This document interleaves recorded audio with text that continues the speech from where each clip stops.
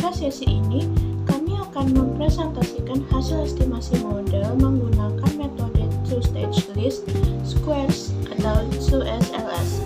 Tujuan utama analisis ini adalah untuk menguji pengaruh pertumbuhan produk domestik bruto atau GDP terhadap tingkat pengangguran di sejumlah negara selama periode 2015 hingga 2023. GDP kami duga bersifat endogen karena ada faktor-faktor yang mempengaruhi baik GDP maupun pengangguran secara simultan. Oleh karena itu, kami menggunakan pendekatan 2SLS untuk mendapatkan estimasi yang bebas dari bias endogenitas.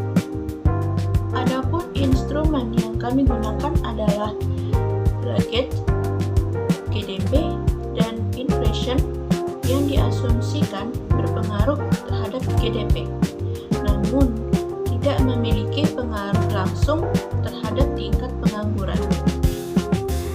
Baik, pertama-tama kita impor terlebih dahulu file Excel yang telah kita buat sebelumnya. Setelah itu kita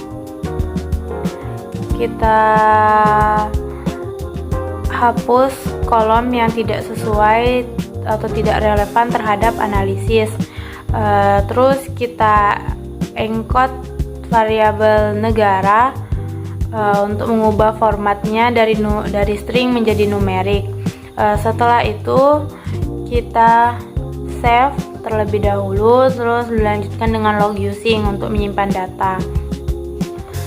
Terus kita lanjutkan untuk mendeklarasikan struktur data sebagai panel, yaitu melalui xset negara dan tahun, negara sebagai variabel panel dan tahun sebagai variabel waktu.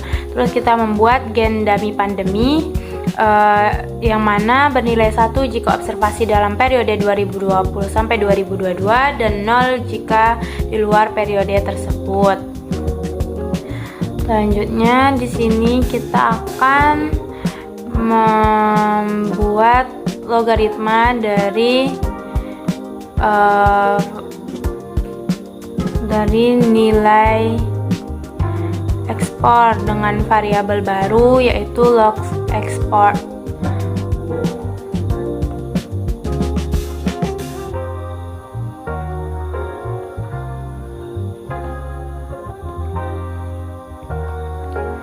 Kemudian kita buatkan juga variabel barunya untuk yang FDI menjadi log FDI.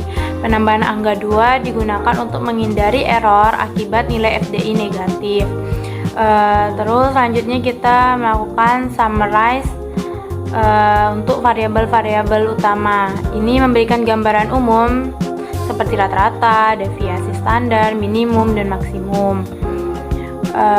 Terus selanjutnya kita melakukan pemeriksaan data yang hilang menggunakan miss table summarize. Terlihat terdapat 9 missing values untuk sebagian besar variabel.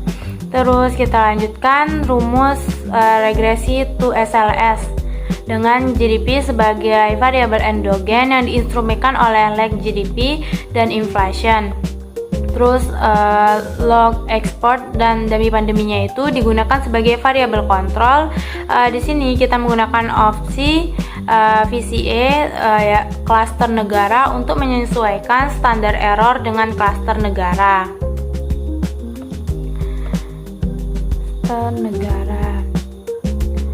Baik.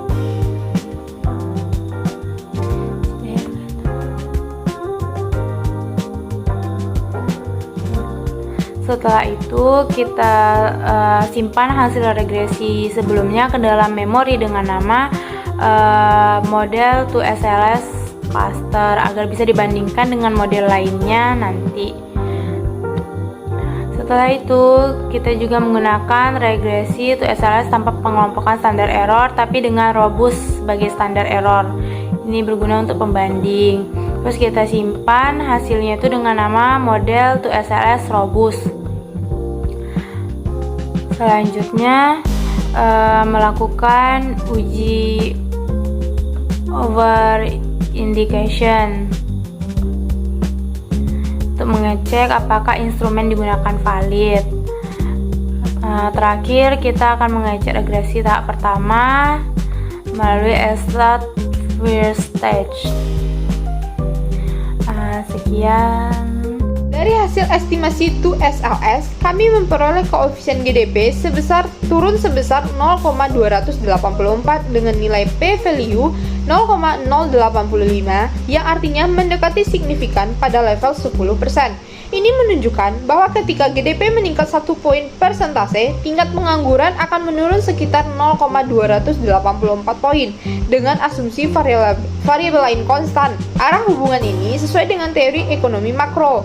Untuk variabel kontrol, log ekspor memiliki turun koefisien 0,208 namun tidak signifikan.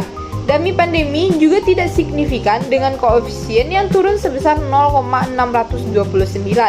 Hasil uji ESTAT First Stage menunjukkan bahwa instrumen memiliki partial F statistik sebesar 5,36 dan p-value 0,007, menandakan bahwa instrumen cukup relevan. Namun, uji ESTAT overread menghasilkan p-value 0,005 yang artinya kita menolak hipotesis 0 bahwa semua instrumen valid. Dengan kata lain, kemungkinan ada instrumen yang tidak eksogen, misalnya legit GDP, bisa saja mempengaruhi pengangguran secara langsung. Berdasarkan hasil analisis, dapat disimpulkan bahwa GDP memiliki pengaruh negatif terhadap pengangguran, dan hasil ini cukup mendekati signifikan, menunjukkan adanya hubungan ekonomi yang konsisten.